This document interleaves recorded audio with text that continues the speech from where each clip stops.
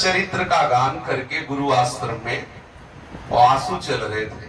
शायद बताया भी एक दो बार, आंसू चल रहे थे। तरीका रखी होगा है, दृश्य को देखा है और बड़ी मस्ती में उठे। उठ के सामने दृश्य देखा, दृश्य देखते ही आंसू बह रहे थे, वो खत्म और हृदय मलिन हो गया।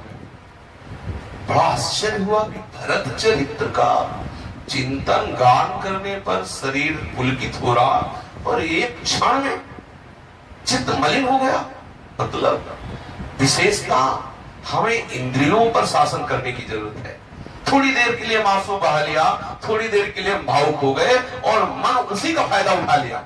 हम समझ गए कि अब हम भक्ति में डूब गए और हम असावधान हुए और ये शत्रु तत्काल सावधान होकर के हमको परास्त कर देता है। बस यही उसी समय हमारे दिमाग में बात आई कि ये जब तक मरे ना तब तक इन झूठे आंसुओं पर विश्वास मत करना।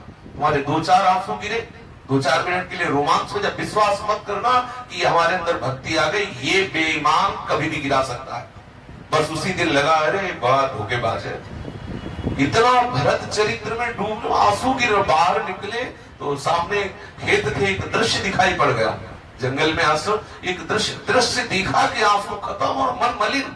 अरे ये तो बहुत विचित्र बात है। इसका मतलब हर इंद्रिय पर शासन होना चाहिए और एक बार मन को संपूर्णतया निर्विषय हो जाना चाहिए। थोड़ी बारी जो हृदय में भक्ति करने से आह्लाद होता है ना, वो आनंद कोष से होता है, चिदानंद में रस नहीं। एक बार जिसके हृदय में भागवती का आनंद का प्रवेश हो जाता है, दोबारा विषय का वहां प्रवेश नहीं होता। छिनई घटे छिन बढ़े सो तो प्रेम न होए, अघट प्रेम पिंजर बसे प्रेम कहावे। प्रेम सदा बढ़ो करे जीव शशि कला सुबेश, पया में पूनो नहीं ताते कमो न शेष।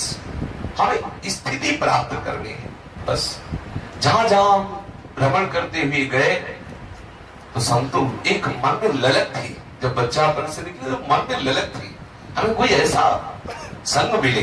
बार बार ललक थी, कोई ऐसा संग मिले। जब गुरुदेव भगवान अंतर ध्यान हो गए, लगा कोई ऐसा महापुरुष मिले जो हमें ठीक रास्ता बता सके। जहां जाते और जहां बहिर्मुखता जरा भी दिखाई देती, बस वहां हम कभी छुआई नहीं देते, भागते ही नजर आते। नजदीक में बिल्कुल नहीं, किसी भी तरह से, किसी भी प्रकार से अपने मन को कहीं अधीन होने नहीं दिया गुरु कृपा बल से। और जहां देखा है कि भीतरा परमहंस महापुरुष निरंतर आत्म स्वरूप में स्थित है, बस वहां समर्पण करने का भाव है। उन्हीं महापुरुषों की कृपा से ये समझ पाए कि मन का मर जाना ही साधक की सिद्धावस्था है।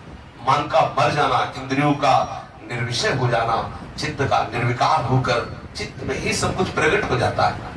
ये जितनी लीलाएं चित्त में ही प्रकट, चित्त ही वृंदावन हो जाता है। निर्विकार चित्त वासुदेव में वृंदावन का स्वरूप उसी में प्रकाशित हो जाता है।